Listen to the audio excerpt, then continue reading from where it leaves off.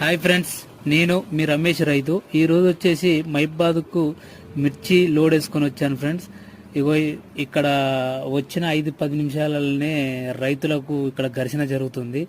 కొంచెం మబ్బు చేసి జల్లులు వర్షం కురడం వలన పట్టాల కొరకు రైతులు ఒకరికొకరు కొట్లాట పెట్టుకోవడం జరిగింది.